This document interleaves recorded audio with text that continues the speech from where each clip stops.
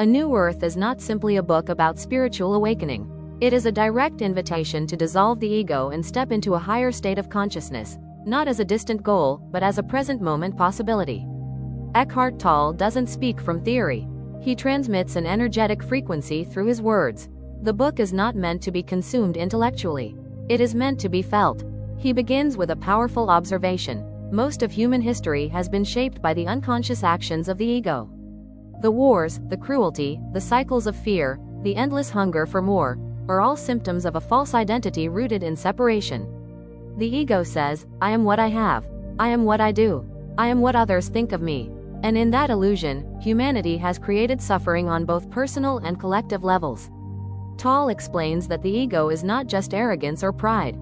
It's any sense of identity that comes from thought. It is the voice in your head that constantly compares, complains, judges, defends, or seeks validation. It thrives on drama. It feeds on opposition. It always wants to be right. And above all, it fears its own disappearance.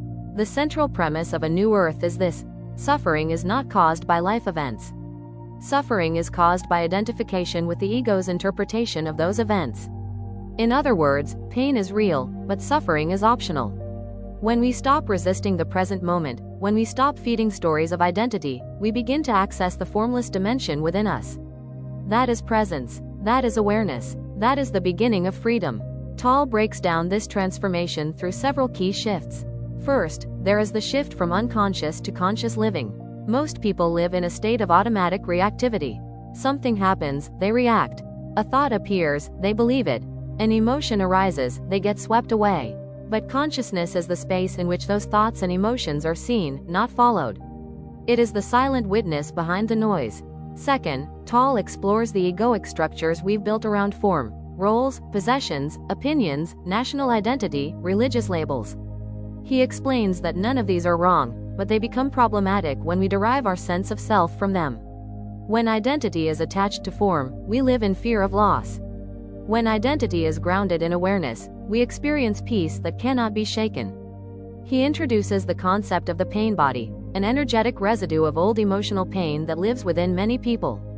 This pain body feeds on negative thoughts and emotional drama. It can be triggered by a comment, a memory, or even a particular time of month. When it takes over, we become someone else, reactive, defensive, aggressive, or withdrawn.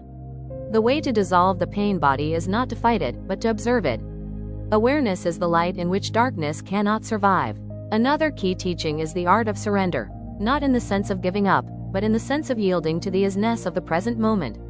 Surrender does not mean passivity. It means that your actions no longer come from resistance, but from alignment. When you are aligned with life, even challenges become fuel for expansion. Tolle also addresses the spiritual ego, which is the subtle identity that forms when the ego co-opts awakening. It says, I am more evolved than others. I am enlightened. I have transcended. This, too, is illusion. True presence is not superior. It is silent, humble, grounded. He speaks about the flowering of human consciousness not as a personal achievement, but as a collective evolution. The New Earth is not a place. It is a shift in consciousness. And it begins with the individual. As each person becomes more aware, more present, more rooted in being rather than thinking, the field of collective human energy begins to change. The message is not complicated. You are not your thoughts. You are not your emotions. You are not your past. You are the space in which all of this appears. And that space is still. It is vast. It is deeply peaceful. It cannot be damaged. It cannot be threatened. It is who you truly are. Tolle emphasizes the importance of anchoring in the now. The present moment is the access point to awakening. Not tomorrow, not after one more course, book, or retreat, but here, now. Can you feel your breath? Can you sense the aliveness in your hands? Can you observe a thought without becoming it? These are the practices that bring you out of ego and into presence. In relationships, this shift is transformative. Instead of using others as a mirror for your ego needs, approval, control, emotional validation, you begin to relate from presence. You listen more deeply. You speak more truthfully. You no longer see people as roles, but as beings. Love flows not from the ego's desire to get, but from the essence's natural state of giving. In work and creativity, presence becomes power. Action flows with clarity. Decisions are not made from fear, but from intuition.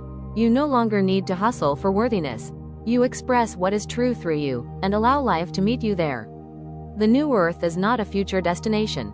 It is a state of consciousness available now, beneath the noise, beneath the roles, beneath the mind-made sense of self. When even a few humans live from this awakened state, the world begins to shift. Tolle does not promise an escape from life. He offers a deeper experience of life. Not a future paradise, but a present awakening. And in that awakening, suffering ends.